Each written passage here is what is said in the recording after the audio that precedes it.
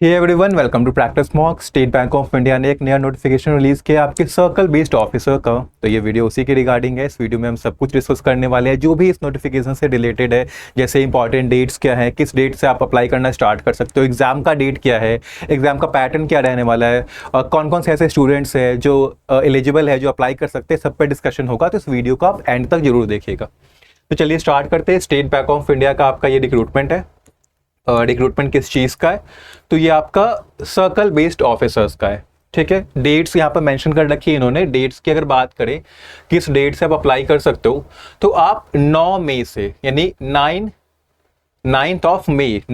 मई 2025 से आप अप्लाई करना स्टार्ट कर सकते हो। लास्ट डेट आपकी होगी 29 मई 2025, यानी 29 ऑफ मई और 2025 आपकी लास्ट डेट होने वाली है। तो इस डेट्स को आप अच्छे से याद कर लो कि 9 तारीख से आप 9 मई से स्टार्ट कर सकते हो फॉर्म फिल करना।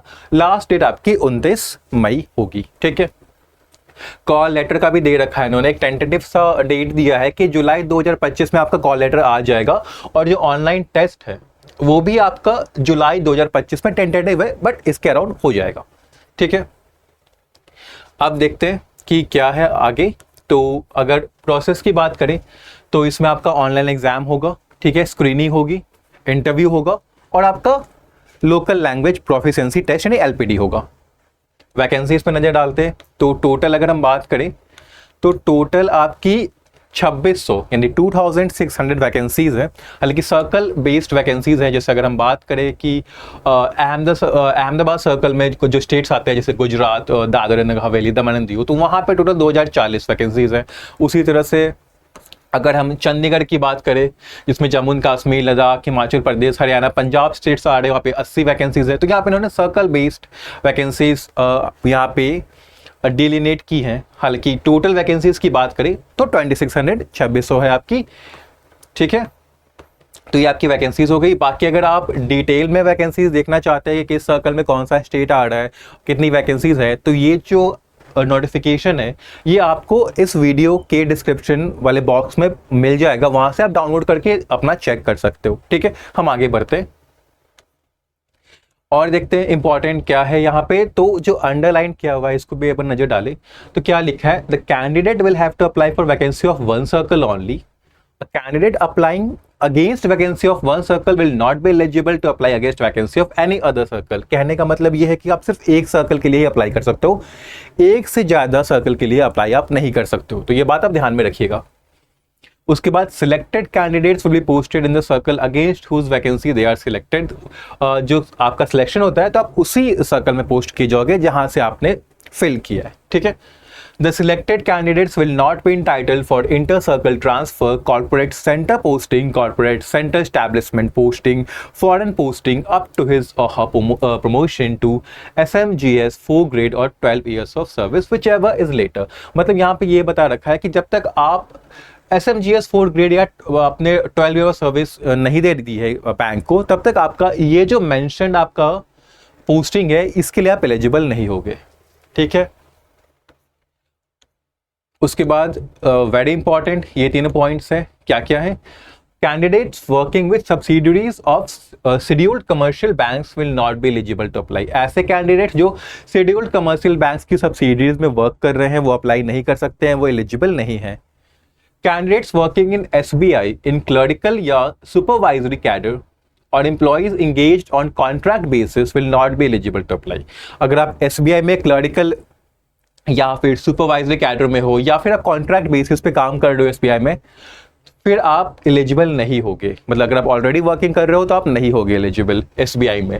Candidates who have resigned from officer grade in SBI या और एसोसिएट बैंक्स और employees previously engaged on contract basis in SBI and resign exited from bank will not be eligible to apply. ऐसे candidate जिन्होंने resign कर दिया SBI से, पहले वो वर्किंग थे ऑफिसर ग्रेड में, ठीक है, या फिर कॉन्ट्रैक्ट बेसिस पे वो इंगेज थे और रिजाइन कर दिया है, बैंक छोड़ दिया है, वो भी एलिजिबल नहीं होंगे। तो कौन कौन से कैंडिडेट्स एलिजिबल नहीं है? वैसे कैंडिडेट्स जो ऑलरेडी वर्किंग है आपके शेड्यूल कमर्शियल बैंक्स की सब्सिडरीज में या फिर क्लरिकल सुपरवाइजरी कैडर या कॉन्ट्रैक्ट बेसिस में SBI में ही वर्किंग है, वो एलिजिबल नहीं होंगे। वो कैंडिडेट जिन्होंने डिज़ाइन कर दिया ऑफिसर कैडर से या फिर कॉन्ट्रैक्ट बेसिस से और एग्जिट कर दिया है बैंक को, वो भी एलिजिबल नहीं होंगे। ठीक है, उसके बाद जो आपका आता है एलिजिबिलिटी क्राइटेरिया क्या है देखते हैं। तो अगर एजुकेशनल क्वालिफिकेशन की बात करें तो इन्होंने कहा है graduation in any discipline from a recognised university और any equivalent qualification recognised as such by the central government including integrated dual degree, यानी कि किसी भी डिसिप्लिन में किसी भी स्ट्रीम में आपका ग्रेजुएशन हो।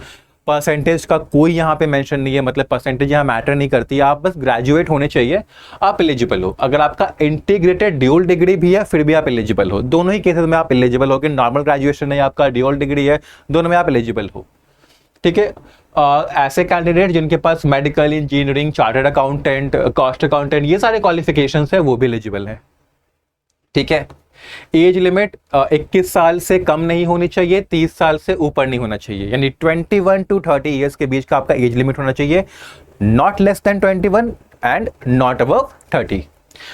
क्लैरिफिकेशन के लिए यहाँ पे एज भी डेट्स भी मेंशन कर रखे हैं, जैसे कि कोई कैंडिडेट है अगर वो फॉर्म फिल करना चाहता है तो ये ध्यान दे कि उसका जो बर्थ डेट है वो 30th of April 2004 के बाद का नहीं होना चाहिए, यानी 30 अप्रैल 2004 के बाद का नहीं होना चाहिए, और 1 May 1995 के पहले का नहीं होना चाहिए, यानी कि 1 मई 1995 के पहले का उसका बर्थ डेट नहीं होना चाहिए। अगर बीच में कहीं लाई कर रहा है तो आप एलिजिबल हो। ठीक है, रिलैक्सेशन भी है आपके शेड्यूल कास्ट, शेड्यूल ट्राइब्स के लिए 5 ईयर्स का है, other backward classes non creamy layer के लिए 3 ईयर्स का है, पीडब्ल्यूबीडी के लिए आपका अगर PWBD SC/ST 15 years, PWBD OBC 13 years, PWBD general और इकोनॉमिकल वीकर सेक्शन के लिए 10 ईयर्स का है, एक्स सर्विसमैन कमीशन ऑफिसर्स के लिए 5 ईयर्स का है।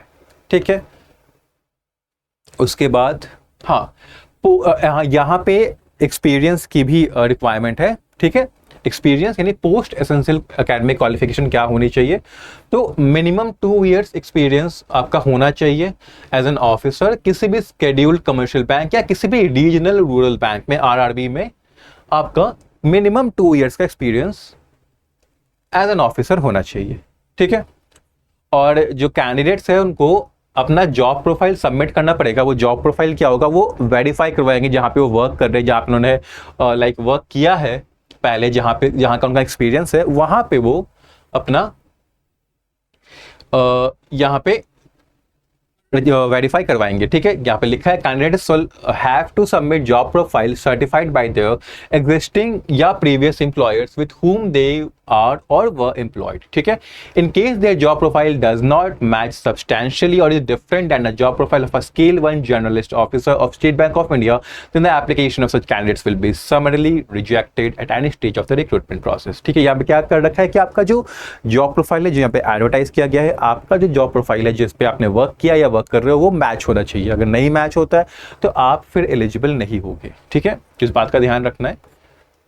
आपका लोकल लैंग्वेज भी है यहाँ पे, क्योंकि अलग अलग सर्कल है। एक बार ऊपर जाते हैं तो आप देख सकते हो कि अलग अलग सर्कल में अलग अलग स्टेट्स आते हैं और उनकी अलग अलग लैंग्वेजेस भी है। तो ये लैंग्वेजेस का आपको नॉलेज होना चाहिए जिस भी सर्कल के लिए आप अप्लाई कर रहे हो। ठीक है, और यहाँ पे आते हैं। अदर में क्या आ रहा है, candidates who have defaulted in repayment under any lending arrangement with banks or NBFCs, including credit card dues, and have not regularized or repaid their outstanding thereunder till the date of issuance of letter of offer of appointment by the bank shall not be eligible for appointment of the post। अगर आपने loan ले रखा है आपका या फिर credit card dues है, अगर आपने पे नहीं किया है, आपका रेगुलराइज नहीं हुआ है उस समय तक, जब तक आपका लेटर ऑफ अपॉइंटमेंट आता है और तब तक नहीं आपने कर रखा है रीपे, तो आप फिर एलिजिबल नहीं होगे। However, candidates who have regularized, repaid such outstanding honor before the date of issuance of offer of appointment, but whose civil status has not been updated till then, shall honor before the date of joining have to either get the civil status updated or produce the NOC from lender to the effect that there is no outstanding with respect to the accounts adversely reflected in the civil, failing which the letter of offer shall be withdrawn or cancelled। अब देखो, अगर आपने repay नहीं किया है तो आप eligible नहीं हो, या रेगुलराइज नहीं किया तो नहीं हो। अगर आपने कर दिया है रीपे, आपका जो ऑफर लेटर आ रहा है अपॉइंटमेंट ऑफ ऑफर्ड है उस दिन या उससे पहले आपने रीपे कर दिया है या रेगुलराइज करवा लिया है, कर दिया है, और अगर आपका सिबिल अपडेट नहीं हुआ है तो या तो आप क्या कर सकते हो, हाँ, या तो आप अपना सिबिल स्टेटस अपडेट करा सकते हो, या फिर जिस लेंडर से आपने ले रखा था, जिसको आपने रीपे किया है, वहां से आप एनओसी ले सकते हो, ठीक है, फिर आप एलिजिबल होगे। अगर आप ये नहीं करते हो तो फिर आपका लेटर ऑफ ऑफर वापस ले लिया जाएगा, रिजेक्ट कर दिया जाएगा, ठीक है। Thus the candidates with record of default in repayment of loans, credit card dues and not against whose name adverse reports of CIBIL or other external agencies available are not eligible for appointment। मतलब कहने की बात वही है कि जिनके against जिन्होंने loan नहीं अपना पे किया है, या ऐसे हिस्ट्री रही है कि नहीं पे करते अपने क्रेडिट कार्ड ड्यूज को, लोन के जो EMI आते हैं उनको नहीं पे करते, या फिर सिबिल उनका वैसा नहीं है, उनके अगेंस्ट ऐसा है कि ये नहीं करता है, तो फिर आप एलिजिबल नहीं होगे, ठीक है। बट अगर आप करवा देते हो, अपना सिबिल स्टेटस अपडेट करवा देते हो, या फिर एनओसी ले लेते हो ऑफर लेटर आने से पहले, तो फिर आप एलिजिबल हो जाओगे, ठीक है। उसके बाद देखिए एग्जाम पैटर्न भी डिस्कस कर लेते हैं, ठीक है। यहां से हाँ, सिलेक्शन प्रोसीजर क्या है, तो जैसा हमने ऊपर ही पढ़ा था, एक ऑनलाइन टेस्ट होगा आपका, ऑब्जेक्टिव टेस्ट 120 मार्क्स का, 120 मार्क्स का आपका ऑनलाइन टेस्ट होगा, और फिर डिस्क्रिप्टिव टेस्ट होगा 50 मार्क्स का। ऑनलाइन टेस्ट के ठीक बाद आपका डिस्क्रिप्टिव टेस्ट ले लिया जाएगा। ऑनलाइन टेस्ट आपका 120 मार्क्स का होगा, डिस्क्रिप्टिव आपका 50 मार्क्स का होगा, ठीक है। अगर हम पैटर्न देखें ऑनलाइन टेस्ट की, तो क्या होगा, 2 घंटे का टेस्ट होगा, 4 सेक्शंस है, टोटल 120 मार्क्स है, इंग्लिश लैंग्वेज है, ठीक है। कितने क्वेश्चन है, तो 30 क्वेश्चन है, 30 मार्क्स का, इसके लिए आपको 30 मिनट्स मिलेगा। फिर आपका बैंकिंग नॉलेज है, इसमें आपका 40 क्वेश्चन है, 40 मार्क्स का, 40 मिनट्स मिलेगा। फिर आपका जनरल अवेयरनेस और इकोनॉमी है, ये 30 क्वेश्चंस है, 30 मार्क्स के, 30 मिनट्स मिलेगा। और फिर आपका आता है कंप्यूटर एप्टीट्यूड, ये आपका 20 क्वेश्चन होंगे, 20 मार्क्स के, और आपका ड्यूरेशन इसमें 20 मिनट्स मिलेगा। तो ओवरऑल आपके 120 क्वेश्चन हो गए, 120 मार्क्स हो गया, और 2 घंटे का आपका टाइम हो गया, ठीक है। जो आपका डिस्क्रिप्टिव टेस्ट है वो 30 मिनट्स का होगा, ठीक है। इंग्लिश लैंग्वेज जिसमें आपका 2 क्वेश्चन होगा, लेटर राइटिंग होगी, ऐसे होगा, ठीक है। टोटल 50 मार्क्स का डिस्क्रिप्टिव होगा, ठीक है। यहाँ पे देखिए there will be no sectional qualifying marks, there is minimum qualifying marks on aggregate and the minimum qualifying marks will be as decided by the bank. Sectional cut off इसमें नहीं है, ओवरऑल कट ऑफ है, ठीक है। Penalty for wrong answer देखें तो there will be no penalty for wrong answers marked in objective tests. Sectional marks will not be maintain for online examination. कोई sectional cut off नहीं है, कोई negative marking भी नहीं है। No sectional cut off, there will be no sectional qualifying marks, there will be no penalty for wrong answers marked in objective test, ठीक है। Clear है ये चीज। उसके बाद यहां पे था, उसके बाद क्या होगा आपका ऑब्जेक्टिव टेस्ट के बाद फिर आपका आता है स्क्रीनिंग में। स्क्रीनिंग में क्या होता है, online application and documents of candidates who qualified in online examination will be placed before the screening committee. इसमें क्या होगा कि जो भी कैंडिडेट्स हैं जिन्होंने ऑनलाइन एग्जामिनेशन क्लियर कर लिया है, तो जो भी डॉक्यूमेंट्स उनके हैं, जो एप्लीकेशन के टाइम जो उन्होंने फॉर्म फिल किया था, वो स्क्रीन करेंगे, वो इवेलुएट करेंगे कि क्या सही है क्या गलत है, ठीक है। स्क्रीनिंग कमिटी वहां पे क्या होगा, तो screening committee constituted by the bank will examine whether candidates fulfil the required eligibility criteria experience. यानी वो ये जो स्क्रीनिंग कमिटी है, इनका काम क्या है कि वो आपके डॉक्यूमेंट्स को, आपके एप्लीकेशन फॉर्म को देखेगी, इवैल्यूएट करेगी कि क्या आप एलिजिबल हैं, ठीक है, आपने क्या आप एलिजिबिलिटी क्राइटेरिया को फुलफिल करते हैं, ये चीज़ वो चेक करेगी, ठीक है। फिर आपका आता है इंटरव्यू, 50 मार्क्स का इंटरव्यू होगा, ठीक है। यहाँ पे मिनिमम क्वालिफाइंग मार्क्स आपको स्कोर करना होगा और ये बैंक डिसाइड करेगी क्या है। उसके बाद आपका फाइनल सिलेक्शन हो जाएगा, ठीक है। ऑनलाइन टेस्ट और इंटरव्यू दोनों में ही आपको क्वालिफाई करना होगा, उसके बाद आपका फाइनल सिलेक्शन हो जाएगा, ठीक है। फिर आपका एलपीटी आता है। The candidates applying for vacancies of a particular circle should be proficient reading, writing, understanding, ठीक है, in any of the specified opted local language the circle mentioned against each circle। मतलब एक सर्कल में काफी states है तो अलग अलग लैंग्वेजेस है, तो किसी भी एक लैंग्वेज में आपको क्या, तो आप रीडिंग, राइटिंग और अंडरस्टैंडिंग यानी लिखना पढ़ना समझना आपको अच्छे से आना चाहिए, ठीक है। तो एलपीटी है, ठीक है। एक और चीज है, candidate who fails to qualify this test will not be offered appointment. यानी अगर आप एलपीटी क्वालिफाई नहीं कर पाते तो आपको अपॉइंटमेंट नहीं मिलेगा। एक और चीज यहाँ पे ध्यान देने वाली बात है कि कैंडिडेट्स हु प्रोड्यूस 10th और 12th स्टैंडर्ड मार्क शीट और certificate evidencing having studied the specified opted local language of the applied circle as one of the subjects will not be required to undergo the language test. ठीक है, अगर आपके पास 10th या 12th का marksheet है या certificate है और वहाँ पे जो लोकल लैंग्वेज है वो आपने एज अ सब्जेक्ट पढ़ रखा है, फिर आपको एलपीटी देने की ज़रूरत नहीं है। ठीक है, फिर एग्जामिनेशन सेंटर है कि कोई भी एग्जामिनेशन सेंटर में रिक्वेस्ट आपको चेंज, अगर आप चेंज करवाना चाहते हो तो वो रिक्वेस्ट वो एंटरटेन नहीं करेंगे, जैसे कि हर एग्जाम में होता है। The examinations will be conducted online and venues across many centres, काफ़ी सारे सेंटर्स में एग्जाम लिया जाएगा। ठीक है, ये सब है। स्टार्टिंग बेसिक पे क्या है तो 48,480 है। ठीक है, आपकी junior management grade scale 1+2 advance increments, जिनका 2 ईयर्स या फिर मोर आपका एक्सपीरियंस है कि एक्सपीरियंस आपको वहाँ पे नेसेसरी है।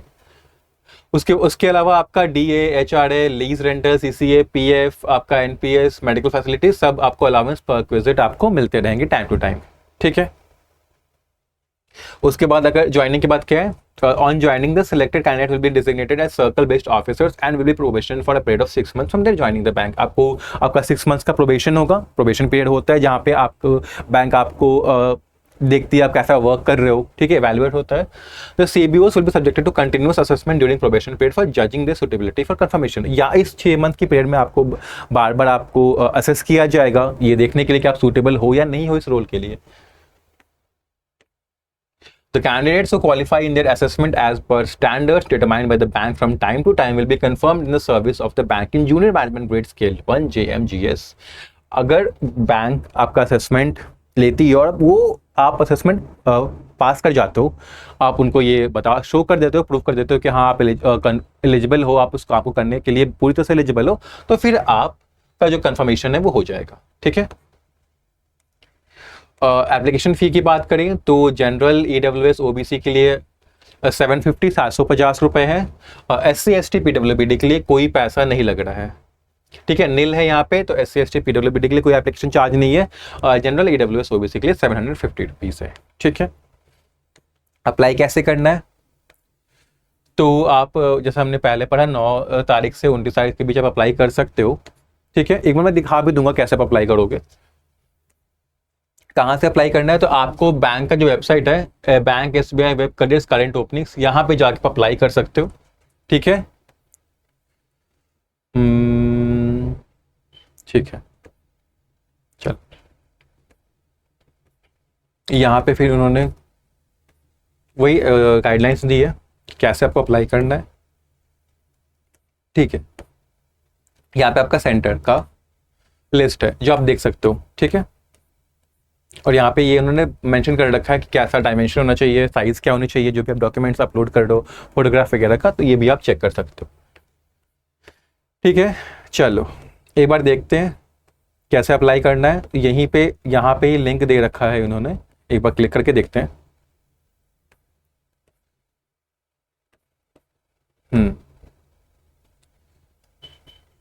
कहाँ गया लिंक, ये रहा। ठीक है, ये खुला, यहाँ से आप देखो अप्लाई ऑनलाइन कर सकते हो। इस पर आप क्लिक करोगे तो यहाँ पे अप्लाई ऑनलाइन का आता है। अप्लाई ऑनलाइन में फिर आप जाके यहाँ पे, अच्छा एप्लीकेशन भी स्टार्ट नहीं हुआ है, जब स्टार्ट हो जाएगा तब इसी से आप अप्लाई कर सकते हो। ठीक है, तो ये था पूरा नोटिफिकेशन। ठीक है, जो भी कैंडिडेट एलिजिबल है वो अपनी एलिजिबिलिटी चेक कर ले। काफ़ी अच्छी अपॉर्चुनिटी है, आप इसमें अगर आप एलिजिबल हो तो आप ये फॉर्म फिल करके एग्जाम देके आप यहाँ पे भी एक जॉब ले सकते हो। अब हम कैसे आपको हेल्प कर सकते हैं, तो हम जैसा कि आपको पता होगा कि प्रैक्टिस मॉक के वेबसाइट और प्लेटफॉर्म पे, आपके ऐप पे जितने भी बैंकिंग एंड इंश्योरेंस एग्जामिनेशन होते हैं उन सभी एग्जाम्स का आपको रिसोर्स, आपको PDF, mock test, topic test, video courses सब मिलते हैं।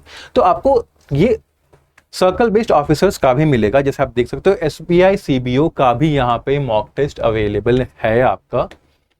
ठीक है, यहाँ पे पहला मॉक टेस्ट है, फ्री है, आप देख सकते हो, अटेम्प्ट कर सकते हो, लेवल देख सकते हो, आप कितने प्रिपेयर्ड हो वो देख सकते हो। ठीक है, चेक कर सकते हो क्योंकि काफ़ी सारे बच्चे देंगे ये वाला फ्री वाला मॉक टेस्ट। तो यहाँ पे आप अपना रैंक भी देख सकते हो कि आप अभी जो कंपटीशन है वहाँ पे कहाँ पे रैंक कर रहे हो, आपकी वीकनेसेस क्या है, स्ट्रेंथ्स क्या है, कहाँ पे आपको कौन सा टॉपिक पढ़ना है अच्छे से, कहाँ पे टाइम कम कर सकते हो, स्कोर ज़्यादा कर सकते हो, वो सब आप इससे चेक कर सकते हो। तो ये तो आप बिल्कुल देना। ठीक है, बहुत चीज़ें आपको यहाँ पे क्लियर हो जाएंगी इससे। ठीक है। बाकी रेस्ट ऑफ द मॉक्स है वो आप परचेज कर सकते हो।